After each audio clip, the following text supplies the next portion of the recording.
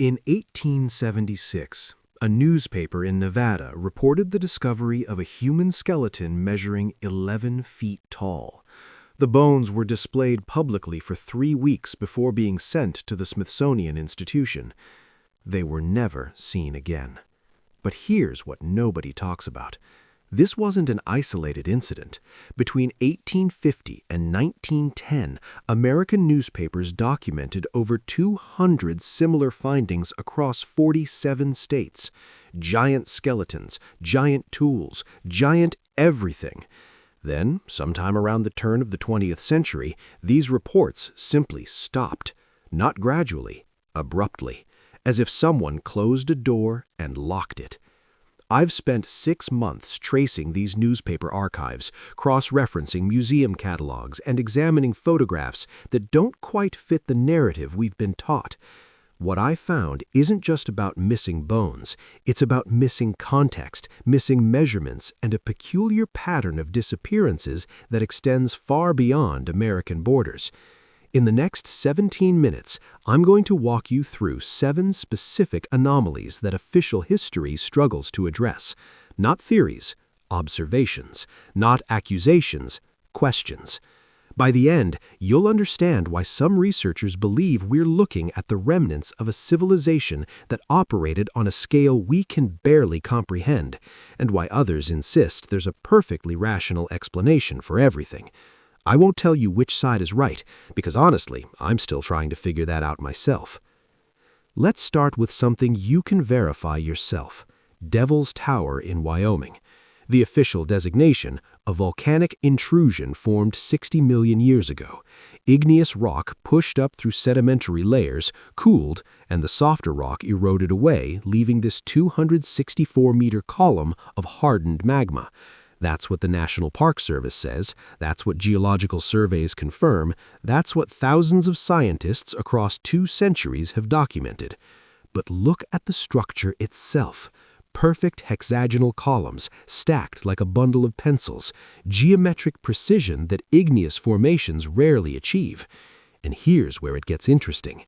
In 1896, a geologist named Carpenter published field notes describing columnar structures inconsistent with standard basalt cooling patterns.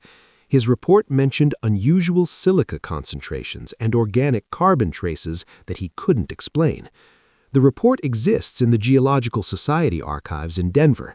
I found a reference to it in a catalog from 1903, but the actual document? Missing, cross-filed under a different expedition number that leads nowhere. Now, some people look at Devil's Tower and see a massive petrified tree stump.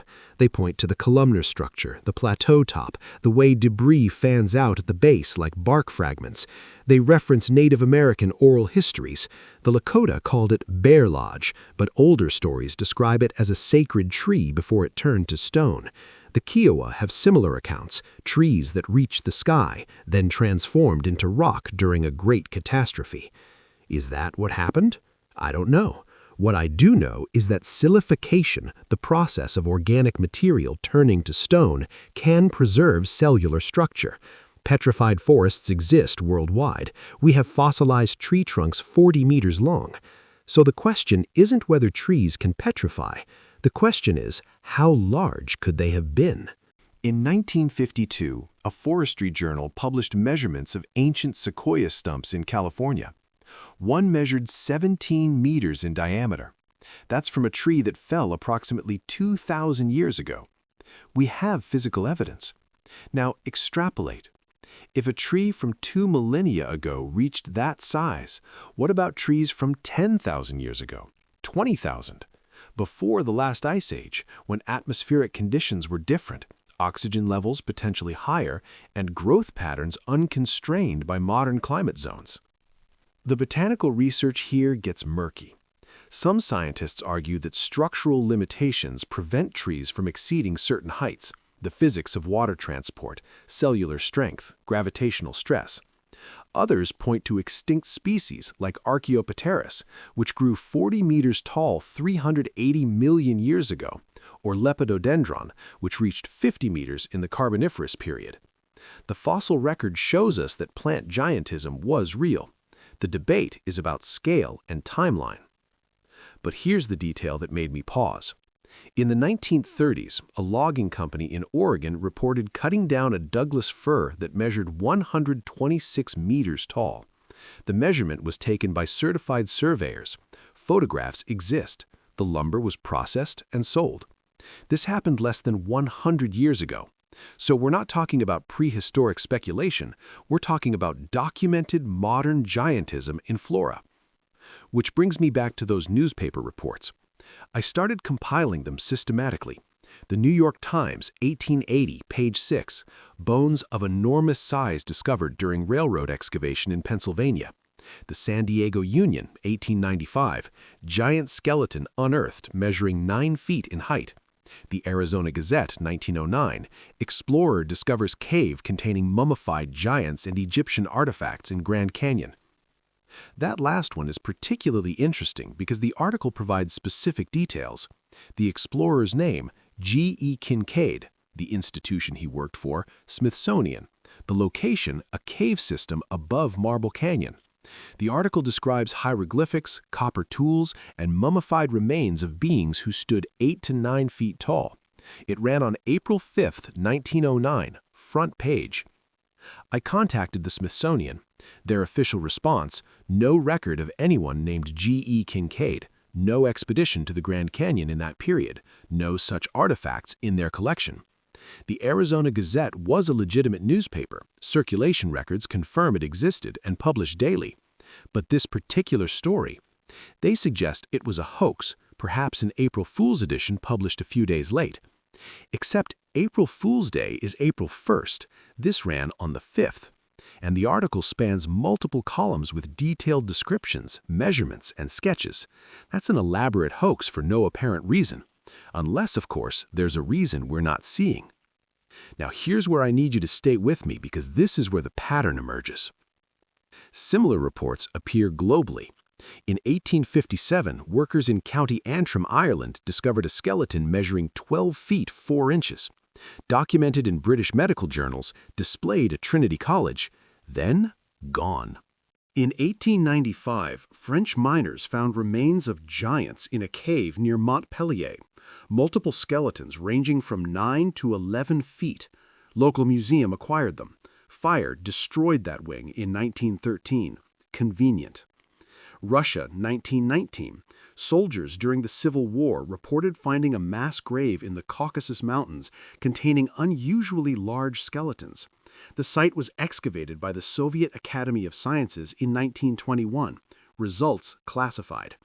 Archives from that period remain restricted to this day. See, I'm not telling you what to think about this. I'm showing you a pattern. Reports appear, evidence is documented, then it vanishes. Not always dramatically, sometimes it's just administrative, lost in transfer, destroyed by natural disaster, cataloged incorrectly. But when you map these incidents globally across 50 years, the consistency becomes difficult to ignore. And if you're following this thread, if you're starting to wonder what other historical anomalies might connect to this pattern, then you're exactly where I was 3 months ago when I stumbled onto the next piece of this puzzle. Because those giant skeletons, they might just be the smallest part of the story. The real question is, what were they building, and why does every photograph from the 1800s show construction projects that seem wildly disproportionate to the people standing next to them? If you want to see where this investigation leads, and trust me, the implications get significantly stranger, make sure you're subscribed because the next video connects these giants to a civilization that apparently never existed, yet somehow left buildings in every major city on Earth. Let's talk about photographs, specifically logging photographs from the American Pacific Northwest taken between 1880 and 1920. Standard historical documentation, men with saws, fallen trees, timber camps, except when you actually examine these images, the proportions don't make sense. There's a photograph in the Library of Congress archive, cataloged as Washington Logging Crew circa 1895. 16 men standing on a felled tree. The tree's diameter at the cut measures, according to the notation on the reverse, 16 feet. That's written in the photographer's hand, stamped with the studio's authentication mark, 4.8 meters. For perspective, the current record for widest tree ever measured is a Montezuma cypress in Mexico at 11.6 meters diameter, and that's measured at the base where the trunk is widest. This logging photo shows a cut section, meaning the tree was even wider below. But here's what made me look closer: the saw. It's lying next to the stump in several frames, a two-man crosscut saw, standard design for the period. Except this saw is approximately 16 feet long. I know because I found the manufacturer's catalog from 1893, and they listed their largest production model at 12 feet. Anything longer had to be custom ordered, and the catalog notes that saws exceeding 14 feet were impractical for standard forestry operations due to excessive weight and requiring more than 2 operators. So why would a logging crew need a 16-foot saw? The standard explanation: marketing. Companies would commission photographs with oversized props to advertise their capabilities, make their operations look more impressive. Except these images appear in workers' personal albums, in regional newspapers, in company operational records, contexts where promotional exaggeration makes no sense. I found another image from Northern California, 1902, a logging crew of 8 men using a saw so long it required a central support system. The men aren't posing, they're actively cutting, caught mid-stroke. The tree they're cutting dwarfs everything in frame. The photographer noted in his journal that this was specimen 17, implying 16 other similarly sized trees had already been processed. His journal is held at the California Historical Society. I spent 2 days there going through his entries. He describes the operation matter-of-factly, no sense of wonder, no indication this was unusual, just routine logging. But he also mentions that these particular trees were being cut for the railroad consortium, and that the lumber was destined for federal construction projects, specific use undisclosed. That phrase appears 3 times in different entries: specific use undisclosed. Why would lumber destination need to be confidential? Here's another detail: the stumps. When you look at forest areas that were heavily logged in that period, you occasionally find remnant stumps. Most have decomposed, but some persist. In Washington state, there's a hiking trail near Forks where you can still see stumps measuring 12 to 14 feet in diameter. The Forest Service installed informational plaques explaining these are old-growth Douglas fir harvested in the late 1800s before conservation laws existed. Except when dendrochronology teams analyzed the rings, some of these stumps showed growth patterns inconsistent with Douglas fir. The cell structure was similar, but the growth rate was different. One study from 1978 noted anomalous ring spacing suggesting non-standard climate conditions or possible species variation not currently classified. That study was published in a forestry journal, cited twice, then apparently forgotten. I only found it because another researcher mentioned it in a footnote in 2006. Now let's shift geography. The Ural Mountains, Russia. In the 1930s, Soviet geological surveys documented enormous petrified stumps. Official classification: fossilized tree remains from the Permian period, approximately 280 million years ago. But local Mansi oral histories tell a different story. They speak of a forest that turned to stone when the sky fell, during a time when giants walked the earth and the sun rose from a different direction. Mythology, obviously, except the Mansi also have detailed astronomical knowledge encoded in their stories. They describe constellations accurately, track solstice points, and maintain oral calendars that archaeologists have verified against historical climate data. So when they say the sun rose from a different direction, are they preserving a memory of axial shift, of magnetic pole reversal, or just creating poetic metaphor for seasonal change?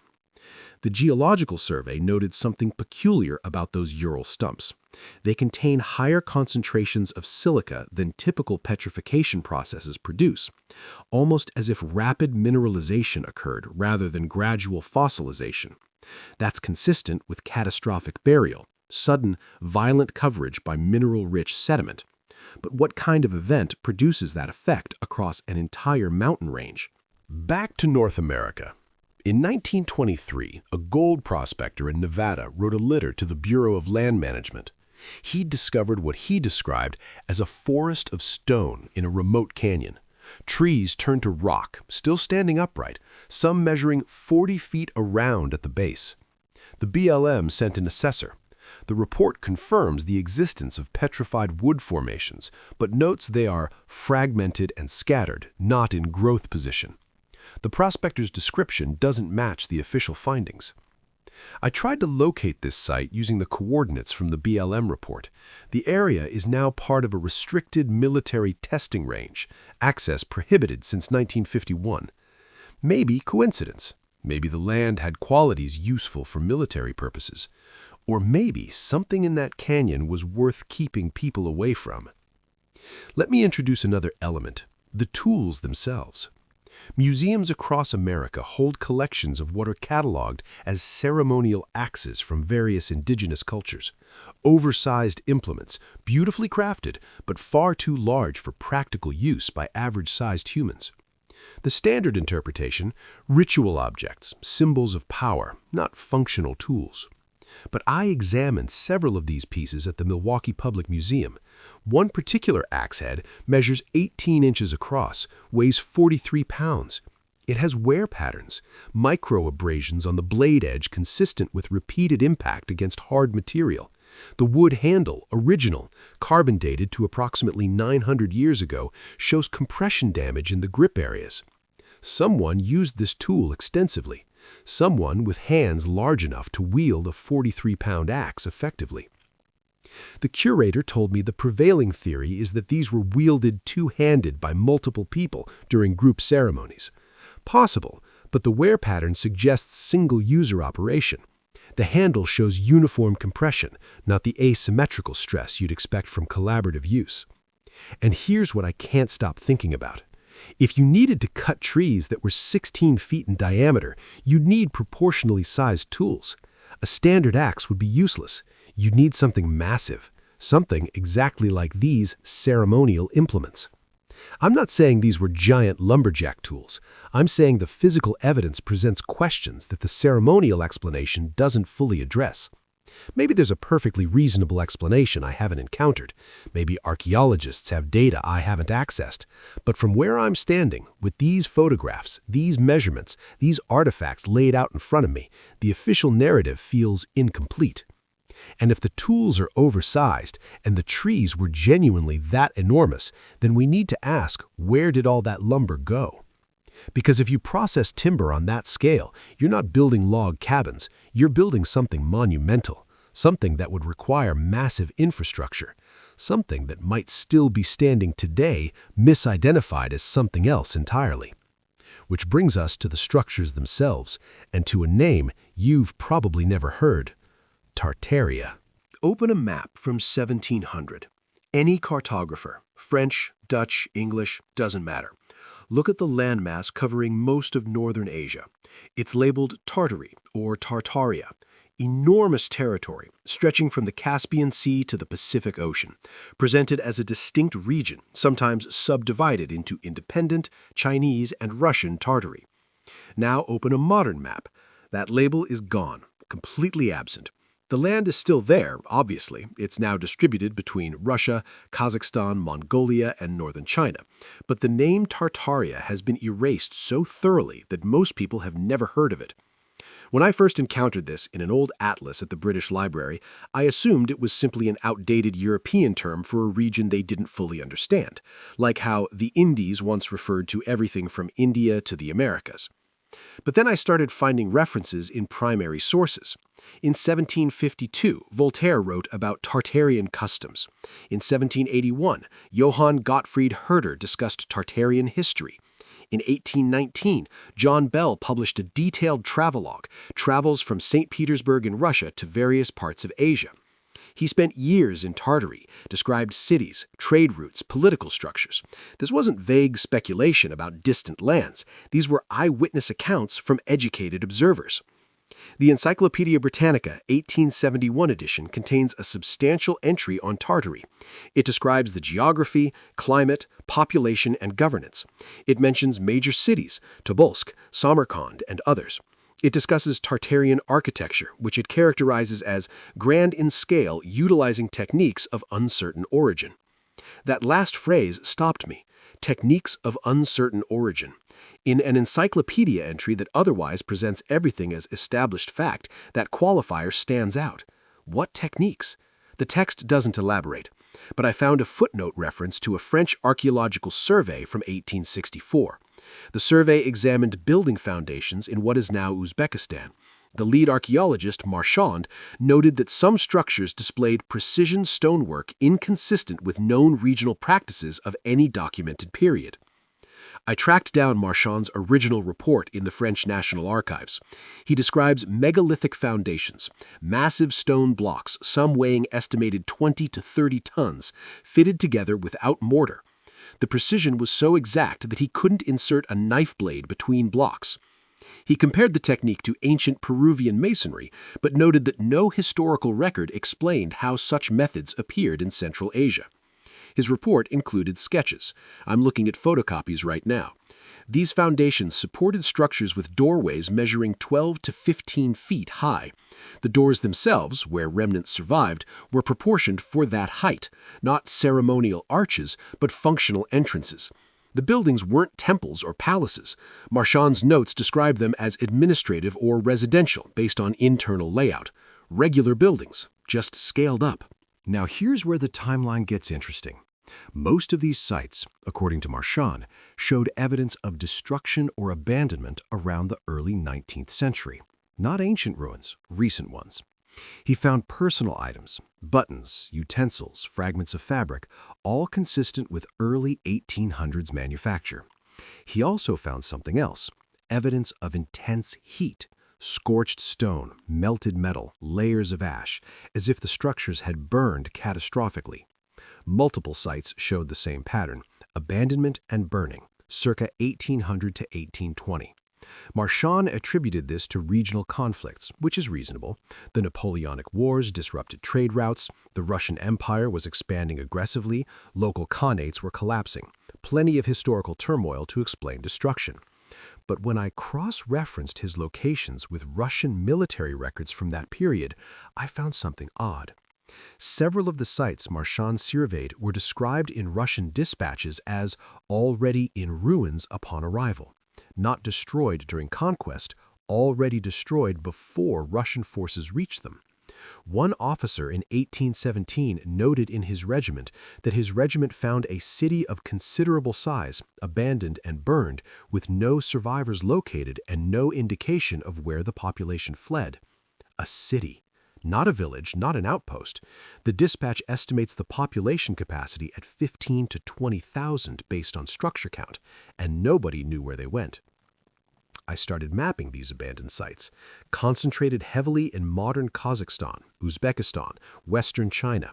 All showed similar characteristics: advanced construction, sudden abandonment, evidence of fire. The time frame, universally early 19th century. And here's what I found in Russian imperial archives. Between 1800 and 1830, administrative reports frequently mention resettlement of displaced populations and integration of refugees from eastern territories.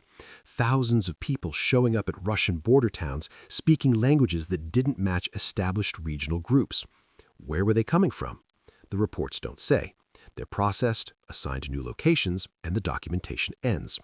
But one medical officer in 1822 wrote about examining a group of refugees. He noted that many displayed usual physical characteristics, including above-average height and robust skeletal structure. He measured several individuals, heights ranging from 6'4" to 6'9", exceptional for that period, when average European male height was around 5'6". He also noted their clothing, high-quality textiles of unfamiliar weave, suggesting advanced manufacturing capability, and their possessions, tools of excellent craftsmanship but designed for purposes I could not determine. That medical report is archived in St. Petersburg. It's not hidden or classified. It's just sitting there unremarked upon, because without context it seems like a curious anecdote, nothing more. But combine it with Marchand's archaeological findings, the old maps showing Tartaria, the references in encyclopedias, and suddenly you're looking at a pattern. A large, organized civilization occupying Central Asia until the early 1800s. Then, catastrophic disruption, mass population displacement, and systematic erasure of the name from subsequent maps and records. Why erase the name? That's the question I keep circling back to. If Tartaria was simply a geographic designation that fell out of use as European cartography improved, fine, but the erasure was active. The 1891 edition of Encyclopedia Britannica has no entry for Tartaria, none. 30 years earlier, it had multiple pages. The land didn't disappear, the people didn't vanish into myth, so why delete the designation so completely? One possibility, political convenience. As Russia absorbed these territories, maintaining the name Tartaria implied a distinct identity that might resist integration. Easier to divide the region into administrative provinces with Russian names. China did the same on their side of the border. The Qing dynasty was consolidating power, and recognizing a separate Tartarian identity undermined their authority. That's a rational explanation, except it doesn't account for the architectural anomalies. If Tartaria was simply a collection of nomadic tribes and small khanates, why the megalithic construction? Why the precision stonework? Why buildings scaled for occupants significantly taller than regional averages? Some researchers propose that Tartaria was far more technologically advanced than conventional history acknowledges, that they possessed construction techniques, metallurgical knowledge, and organizational capacity that rivaled or exceeded contemporary European capabilities. That the structures Marchand found weren't anomalies, they were standard Tartarian architecture, and the reason we don't learn about this civilization is because admitting its existence would require rewriting significant portions of accepted historical narrative. Is that true? I don't know. What I do know is that the physical evidence exists. The buildings are still there, many of them still in use, now attributed to various local dynasties or dismissed as Russian imperial construction. The old maps are in libraries, clearly labeling Tartaria. The written accounts from travelers are archived, describing a distinct civilization. The archaeological surveys documented construction techniques that remain unexplained. And if that lumber from those giant trees went into building Tartarian structures, if those oversized tools were wielded by a population physically larger than modern averages, then what happened to them?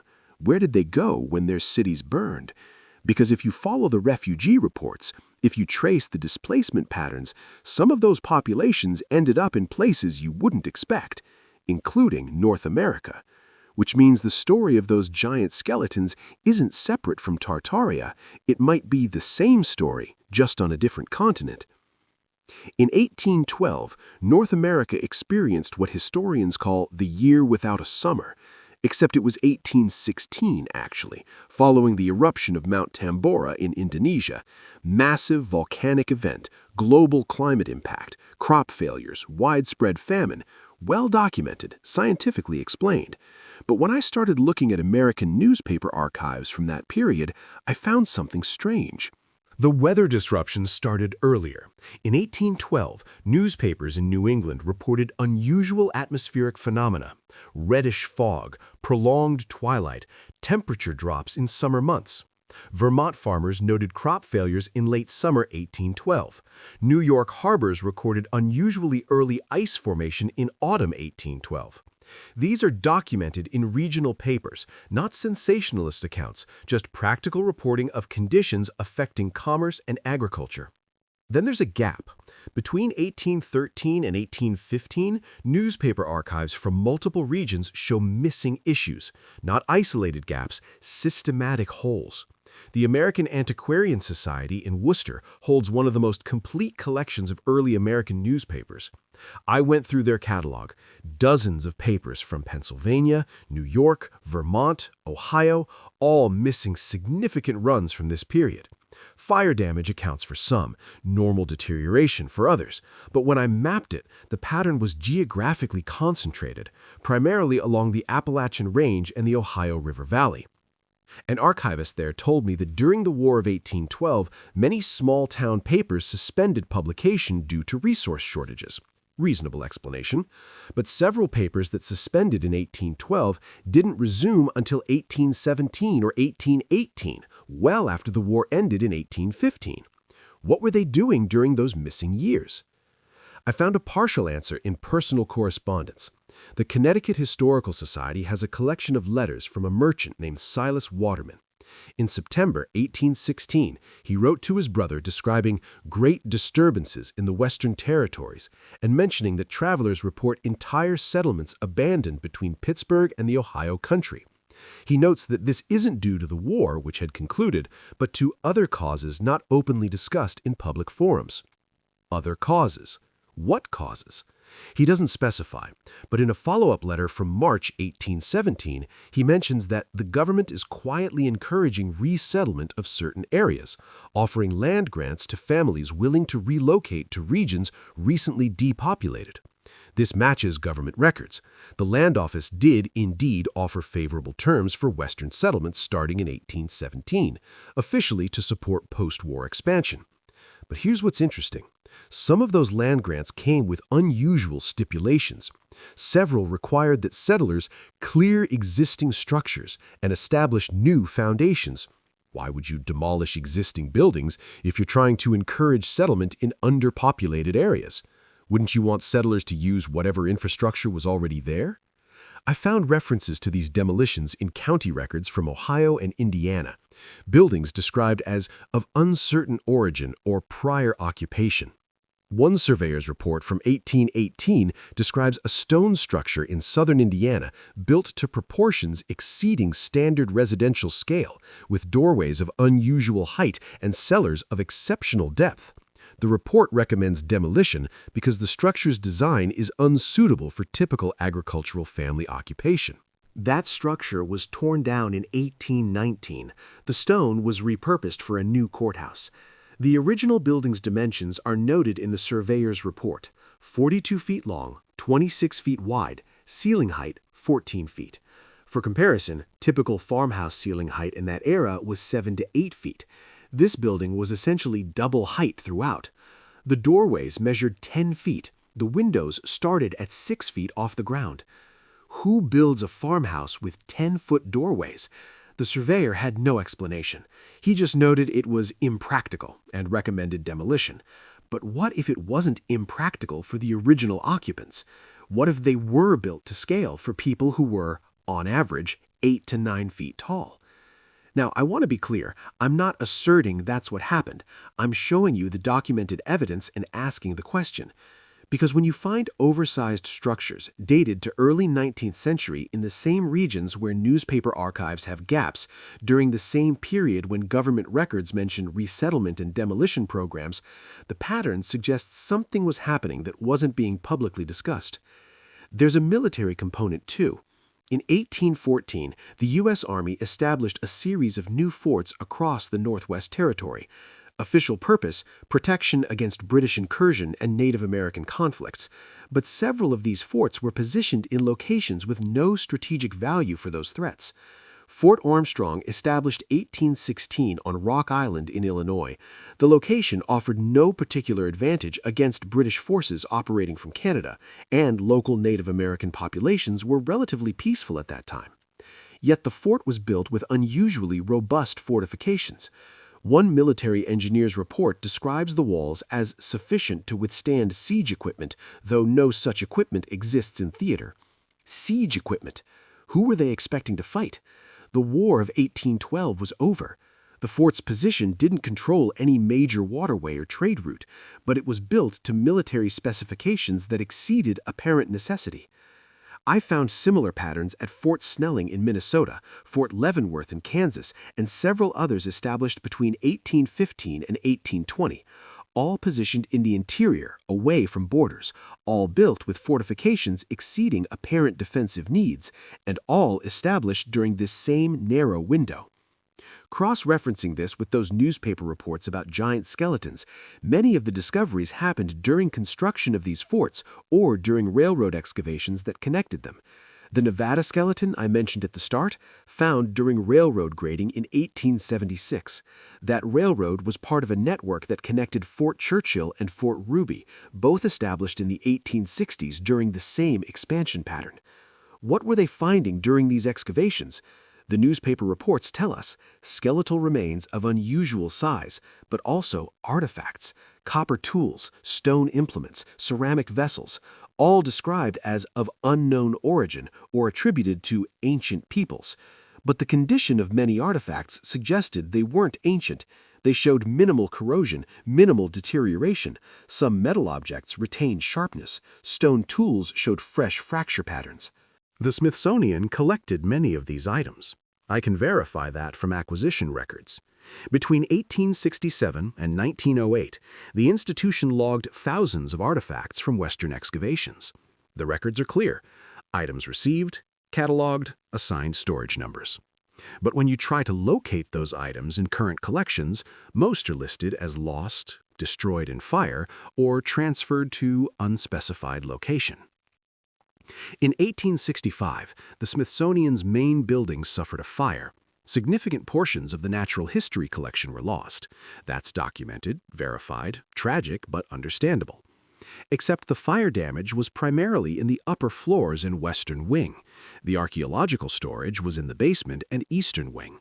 Yet that's where most of the fire damage losses are cataloged. I requested access to examine the fire damage reports directly. The Smithsonian archivist explained that detailed damage assessments from that period don't exist. They have general reports indicating which collections were affected, but no item-by-item inventory of what survived versus what burned. For an institution that meticulously catalogs every acquisition, the absence of detailed loss records seems unusual. But maybe it's not sinister. Maybe it's just 19th century administrative limitations. Maybe records were kept on paper that subsequently deteriorated. Maybe the chaos of the fire prevented careful documentation. Or maybe someone decided that certain artifacts were too problematic to preserve, too difficult to explain, and easier to quietly lose. I'm not claiming conspiracy. I'm noting the pattern. Artifacts acquired, documented, then missing. Structures discovered, surveyed, then demolished. Populations displaced, resettled, then their origins forgotten. All within the same 50-year period. All across the same geographic regions, all following the same sequence: discovery, documentation, erasure. And if this was happening in America, was it happening elsewhere too? Because those Tartarian cities I mentioned earlier burned and emptied out around the same time, early 1800s. The Russian Empire was expanding, the Qing dynasty was consolidating, the British Empire was entrenching in India. All major powers simultaneously engaged in territorial reorganization during the exact same decades. Was it coincidence? Or were they all responding to the same situation, the collapse of something larger that had existed before? Here's a thought experiment. Imagine you're a government official in 1820. Your nation is establishing its identity, asserting sovereignty, building institutions. You've just fought a war to define your borders. You're trying to unify diverse populations under a common narrative. And then your surveyors start finding evidence that contradicts that narrative. Structures that predate your nation's founding, artifacts suggesting sophisticated civilization in areas you've claimed as wilderness, human remains indicating populations physically different from current inhabitants. What do you do with that information? You have several options. First, acknowledge it publicly. Investigate thoroughly, revise your historical understanding. But that creates problems. If this land wasn't wilderness, if it was inhabited by an organized civilization, then your claim of settling empty territory becomes questionable. Your legal authority over the land becomes debatable. Other powers might challenge your sovereignty based on the rights of prior occupants. Second option, attribute the findings to Native American populations. Respectful, acknowledges indigenous presence, maintains your claim because those populations signed treaties or were conquered. But that creates a different problem.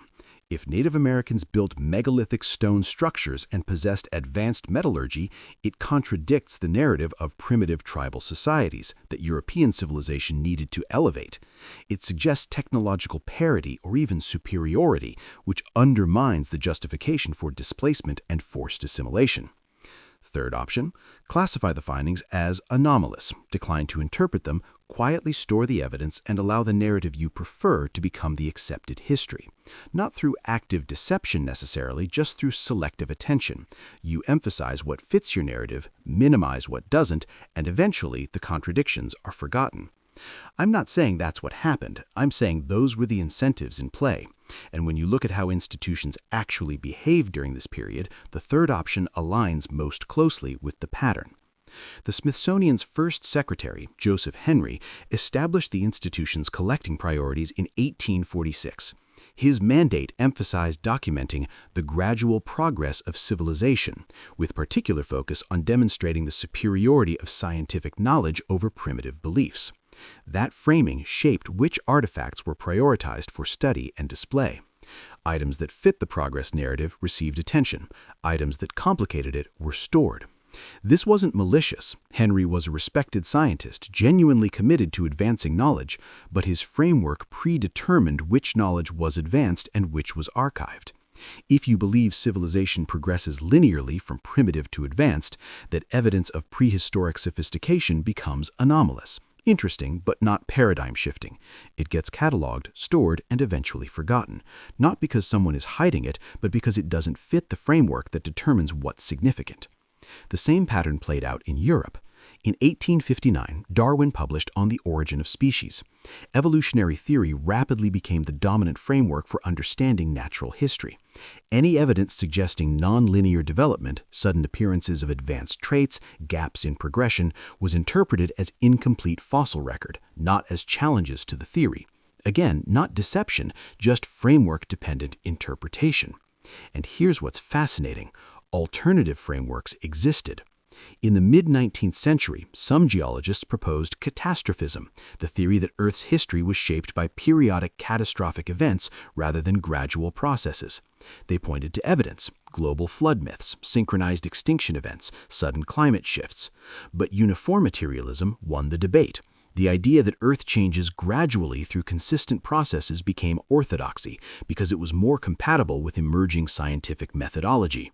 Catastrophism got relegated to fringe status, not because the evidence was disproven, but because the framework was less philosophically acceptable. Gradual change is predictable, testable, scientific. Catastrophic change is chaotic, harder to model, and less amenable to controlled study. So the framework that better fits scientific methodology became the accepted truth, and evidence supporting catastrophic change was reinterpreted through the uniformitarian lens. What does this have to do with giants and Tartaria? Everything.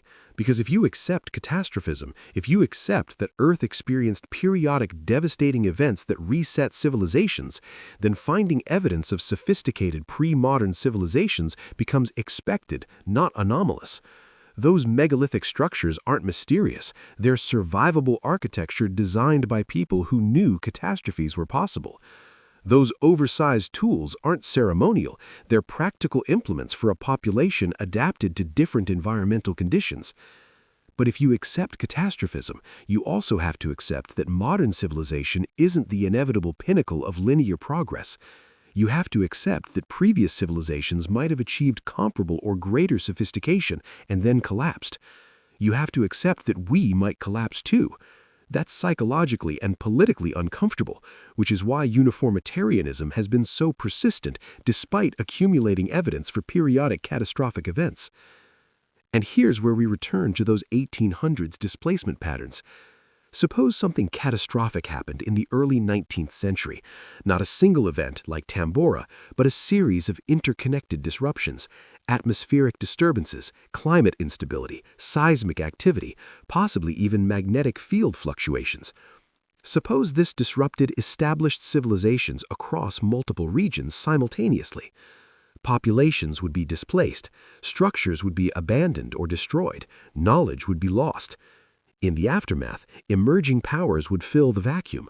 They'd find ruins, artifacts, evidence of whoever came before, and they'd have strong incentive to interpret that evidence in ways that legitimize their own authority. Not through conspiracy, through institutional frameworks that predetermined which narratives were promoted and which were minimized. Fast forward to the 20th century, we've built entire academic disciplines on these frameworks. Careers depend on them. Institutions are structured around them. Challenging fundamental assumptions isn't just intellectually difficult, it's professionally dangerous. A researcher who proposes radical revisions to accepted chronology or suggests lost advanced civilizations risks marginalization, not because they're being suppressed, but because they're working outside accepted methodological frameworks. I've spoken with several archaeologists about this. Off the record, some admit there are findings they don't know how to interpret. Artifacts that don't fit established timelines, structures that shouldn't exist according to current models. But publishing about them without solid theoretical framework is career suicide. So the items sit in storage, mentioned in footnotes, waiting for someone to develop a methodology that makes them acceptable to study openly. This is the actual mechanism of erasure. Not villains hiding truth, but frameworks determining what counts as truth. Not conspiracies, but incentive structures that reward conformity and punish deviation. Not lies, but selective attention that accumulates over generations until contrary evidence is forgotten. So when you ask why they erased giants from history, the answer isn't a shadowy cabal. It's a system of frameworks, institutions, and incentives that collectively determined which narratives were promoted and which were archived. But here's the critical question. If the erasure wasn't intentional, if it was structural, then the evidence wasn't actually destroyed. It's still there, in archives, in storage, in footnoted references. Which means we can reconstruct what was forgotten. And some researchers have been trying to do exactly that. What they found doesn't resolve the mystery, it deepens it. Because the traces that survived suggest something larger than giants or lost civilizations. They suggest a different understanding of history itself. If you've made it this far, I want to hear your thoughts. Drop a comment below with your take on what these frameworks might be hiding, or what alternative interpretations make sense to you. And make sure you're subscribed, because the next layer involves connections that span continents and time periods in ways I didn't expect when I started this investigation. Let me show you something you can examine yourself. Go to any major city built before 1900. Look at the ground floors of old buildings, specifically at the windows and doors. In many cases, you'll notice that what are now ground-level entrances were originally elevated. There are windows half buried below current street level, doorways that open to basement spaces that were clearly designed as main floors.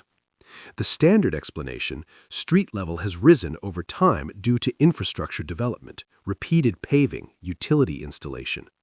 Absolutely true in many cases. Cities built up layer by layer. But the rate of rise is what's interesting. In some locations, street level increased by 10 to 12 feet within a 50-year period during the 1800s. That's an extraordinary rate of accumulation for normal urban development. I spent time in Chicago examining buildings from the 1860s and 70s. The city famously raised its street grade after the Great Fire of 1871, installing a new sewer system. But photographs from before the fire show that many buildings were already partially buried. The fire didn't cause the burial, it predated it. And similar patterns appear in cities that didn't experience major fires or reconstruction: San Francisco, New York, Boston, Philadelphia. All show buildings from mid-1800s with ground floors that have become basements. What's accumulating to bury these buildings so quickly? The usual answer is debris, landfill, street construction. But when you excavate, and I've reviewed several excavation reports from utility work and foundation repairs, what you find isn't primarily construction debris, It's sediment, fine particulate matter layered consistently, sometimes containing organic material in unexpected concentrations, almost as if deposited rapidly by water or air rather than accumulated gradually. There's a term in geology, cultural layer. It refers to the accumulated deposits in human settlements over time, broken pottery, food waste, construction materials, all the detritus of habitation compressed into stratified layers. In most cities, cultural layers accumulate at rates measured in millimeters per year. But in numerous North American and European cities, there are layers from the early 1800s measuring meters thick. That's not normal accumulation. That's depositional event. Some geologists attribute this to flooding. Major rivers overflow, deposit sediment through urban areas. Possible in riverside cities, but the pattern appears in cities not prone to flooding, and the sediment composition doesn't always match local river profiles. It's finer, more uniform, and sometimes contains materials from distant sources, as if carried by atmospheric deposition rather than water transport. In 1815, there was the Tambora eruption I mentioned earlier, massive atmospheric injection of particulates. Global climate effects lasted through 1816 and beyond. Could volcanic fallout account for rapid sediment deposition? Partly, perhaps, but the volumes seem excessive for even a super-eruption, and the depositional patterns are geographically inconsistent with atmospheric distribution models. Here's another trace, the architecture itself. I mentioned Tartarian structures with unusual proportions, but similar architectural features appear worldwide during the same period. In North America, numerous public buildings from the mid-1800s have ceiling heights of 15 to 20 feet in their main halls. Libraries, train stations, courthouses, exhibition halls. The official explanation? Impressive civic architecture, designed to inspire grandeur. But look at the doors. Many of these buildings have main entrances that are 12 to 14 feet tall. The doors are proportioned for that height, not decorative arches with normal doors beneath, but functional doors scaled to the opening. Why design a door that tall if average human height is 5'8"? The usual response? Aesthetic choice. Classical proportions, monumental style. Except these aren't classical revival buildings mimicking Greek temples. They're functional civic structures, post offices, hospitals, municipal buildings. And the oversized proportions extend to interior elements. I examined a courthouse in Pennsylvania, built in 1862. The judge's bench sits on a platform that places the seated judge at normal eye level for someone standing in the court. But the judge has to climb 4 steps to reach the platform. If you're 5'8", sitting on that platform puts your eye level at about 8 feet above the floor. Who designed courtrooms where the judge sits that high? There's a library in Cincinnati, built in 1874. The main reading room has bookshelves that extend 14 feet high. There are no ladders, no gallery level, no apparent way to access the upper shelves without significant climbing equipment.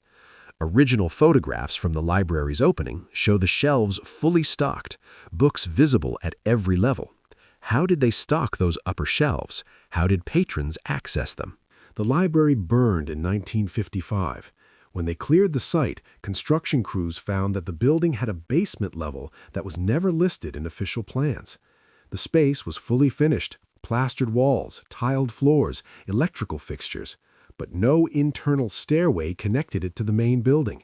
The only access was from an exterior door that opened at current street level, meaning it was originally 12 feet above the basement floor. How did anyone use that basement? These architectural anomalies appear globally. The Gare de Lyon in Paris, built 1895. Main hall ceiling height 56 feet. Doorways into the hall 15 feet. But the hall also has alcoves with windows set at 8 feet above the floor, looking into spaces that are now sealed off. The current floor level is the mezzanine of the original design. There's an entire ground floor beneath, now inaccessible, that would make those windows make sense. In Russia, numerous pre-revolutionary buildings show similar patterns. The Moscow State Historical Museum, built 1875 to 1881, first-floor windows are positioned 8 to 10 feet above current exterior ground level, but internal floor levels don't align with the window positions either. The windows seem designed for floor heights that don't exist in the current structure. Either the building was modified or the floor levels were planned for different proportions. I want to emphasize, I'm not claiming architects were designing for giants. I'm showing you that numerous buildings from a specific historical period have proportions that don't align with average human dimensions of that era, and these proportions are consistent across multiple continents and architectural traditions. That pattern requires explanation. One possibility, these were prestige projects, intentionally grandiose, using exaggerated scale to project power and wealth. Absolutely plausible for some buildings, but it doesn't explain functional design choices like unreachable shelves or basement levels with no access. It doesn't explain why the pattern is so consistent across different nations and purposes. Another possibility, these buildings incorporated spaces from pre-existing structures. Maybe they were built on foundations from earlier buildings, and the architects worked with existing structural elements that dictated unusual proportions. That's verifiable in some cases. The Cincinnati Library was indeed built on a site that had previous structures, but excavation records from the 1870s don't mention any prior foundations. The site was described as cleared to bedrock before construction began. And then there are the photographs. I've spent weeks examining 19th century photographs of city streets, public buildings, construction sites. When you look carefully, you notice things. People standing in doorways that dwarf them, ceilings so high that gas lights required pulley systems to lower them for maintenance, staircases with riser heights of 8 to 9 inches, standard for modern codes but unusual for 1800s when stairs were often steeper to save space. Some of these buildings still exist. You can visit them, stand in those doorways, look up at those ceilings and ask yourself, who was this built for? The answer might be purely aesthetic, grand civic buildings designed to impress. But when you find the same proportions in factories, warehouses, and residential buildings from the same period, aesthetic explanation starts to feel insufficient. There's one more trace I need to mention: the oral histories. Not myths or legends, recent oral histories from communities that maintained strong storytelling traditions. In several Native American communities, elders speak about the tall people who lived alongside their ancestors. Not gods or spirits, people. Described as unusually tall, sometimes red-haired, skilled builders and traders. These stories are often dismissed as myth or legend, but when anthropologists actually recorded them systematically in the early 1900s, before those traditions faded, they found remarkable consistency across geographically separated tribes. The Paiute in Nevada, the Allegheny in Pennsylvania, the Choctaw in Mississippi, all maintain stories about tall people who predated or coexisted with their own tribal presence in those regions. And in many cases, these stories describe the tall people's disappearance. They left when the earth changed, or when the stars fell, or when the waters rose. Catastrophic language describing sudden transformations. The timelines, when reconstructible from generational counting, often point to early 1800s. I'm not saying oral histories are perfectly accurate historical records. Memory distorts, stories evolved, details blur across generations.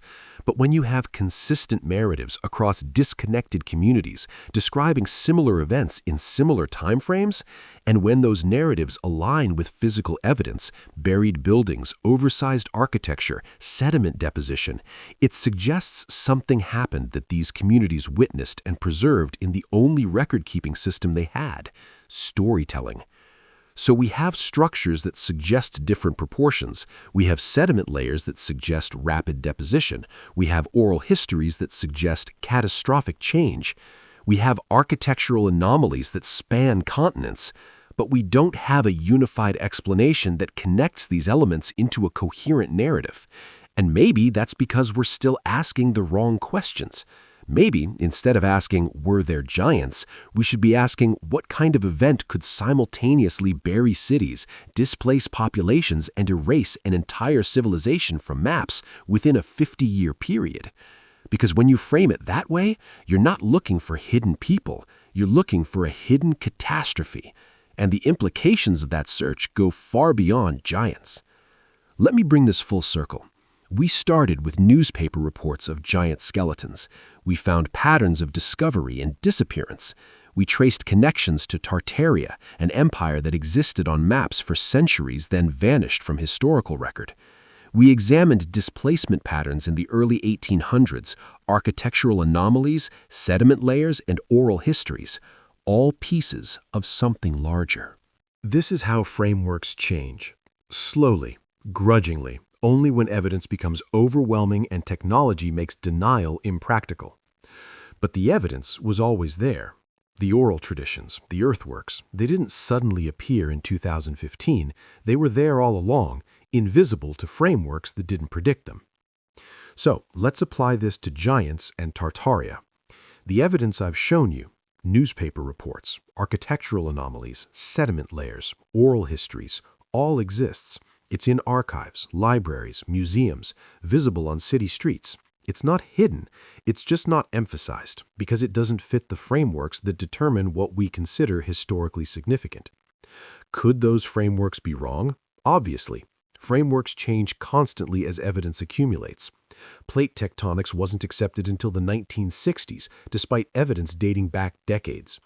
Dinosaur extinction by asteroid impact wasn't accepted until the 1980s. Continental ice sheets advancing and retreating. Glacial theory took 50 years to gain acceptance. Science doesn't suppress evidence intentionally, it just processes slowly, especially when new evidence requires paradigm shifts. So here's where we are. We have evidence suggesting populations of unusual height existed in various regions during periods now designated as prehistoric or early historic. We have evidence suggesting sophisticated civilizations occupied territories that were subsequently reorganized and renamed by emerging powers. We have evidence suggesting rapid environmental changes in the early 1800s that disrupted established populations. And we have institutional frameworks that interpret all of this through models that emphasize gradual development, linear progress, and continuity of known cultures.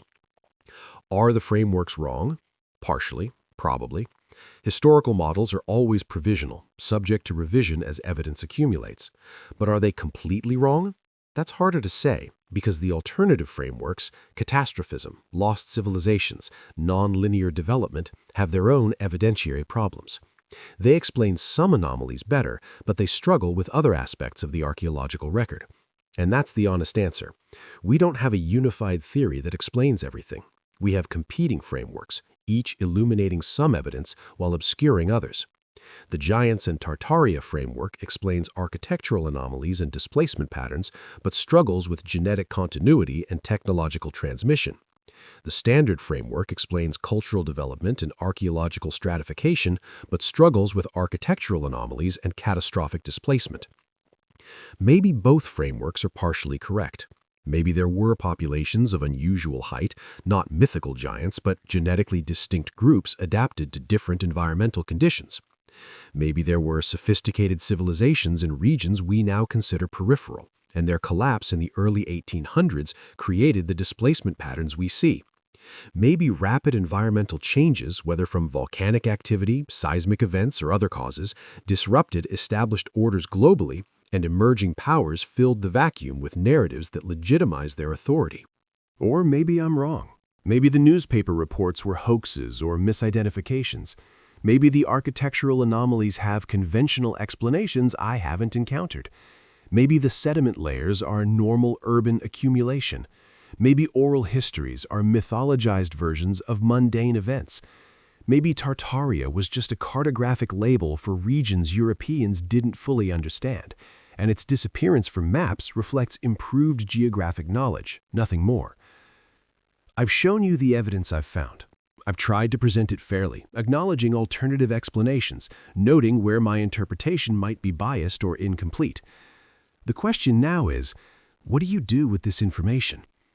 You could dismiss it entirely, conclude that I've cherry-picked anomalies and constructed a narrative from coincidences, that's a legitimate response. Extraordinary claims require extraordinary evidence, and I haven't provided proof, just patterns and questions. You could accept it entirely, conclude that history has been systematically falsified to hide the truth about giants and lost civilizations. That's also a response, though it requires believing in levels of coordination and deception that seem implausible given how institutions actually function. Or you could treat it as I do, as unresolved questions worth investigating further. Not truth, not fiction, but territory where evidence doesn't align neatly with established frameworks, and we don't yet have adequate explanations.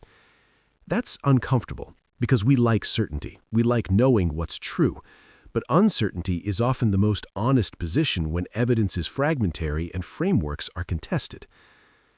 What I've learned from this investigation is that history isn't settled. We treat it as fixed. Dates, names, events, all cataloged and explained. But history is an interpretation of fragmentary evidence filtered through frameworks that reflect our assumptions about how the world works. When evidence doesn't fit the framework, we have choices: adjust the framework, reinterpret the evidence, or set the evidence aside as anomalous. All three responses are happening simultaneously in academic and alternative research communities. Some researchers are refining chronologies to accommodate new findings. Others are reinterpreting anomalous evidence through creative applications of existing frameworks. And yes, some are setting aside evidence that seems too problematic to integrate. This isn't good or bad. It's how knowledge develops: messy, contentious, slow. Eventually, enough evidence accumulates that frameworks shift. Continental drift was absurd until it wasn't. Meteorites didn't exist until they did. Human antiquity was thousands of years until it was hundreds of thousands. Each shift required overcoming institutional inertia and challenging established authorities. Maybe we're in the middle of another shift. Maybe the evidence I've presented will eventually be integrated into revised historical models that acknowledge greater complexity in pre-modern civilizations, catastrophic events that reset development, and populations with characteristics we haven't adequately documented. Or maybe not. Maybe future researchers will look back on this period and marvel at how we constructed elaborate theories from misinterpreted data. I don't know which outcome is correct. That's the truth. I don't have answers, just questions that seem worth asking. So here's what I'm asking you. Look at the evidence yourself. Visit those old buildings. Examine those newspaper archives. Read the reports I've cited. Form your own conclusions. And then tell me in the comments below what you think is actually going on. Because this isn't a story with a neat resolution. This is an open investigation, and every person who engages with the evidence contributes to understanding it better. Is there a grand conspiracy to hide giants and lost civilizations? Is there a perfectly rational explanation for every anomaly I've shown? Or is the truth somewhere in between, messy, complex, and still being uncovered by people willing to look at evidence without predetermined conclusions? Subscribe if you want to follow this investigation further, because I'm not done. There are connections I haven't explored yet, evidence I haven't examined, and questions that keep multiplying the deeper I dig. Next time, we're looking at Antarctica, because if you think the story of buried cities and displaced populations is complete, wait until you see what's under the ice. But for now, what's your theory? What makes sense to you? And what questions should I be asking that I haven't considered yet? Let me know in the comments, because the truth isn't what any single person claims. It's what emerges when we all look at the evidence together and test our assumptions honestly. The history books might be closed, but the investigation is just beginning.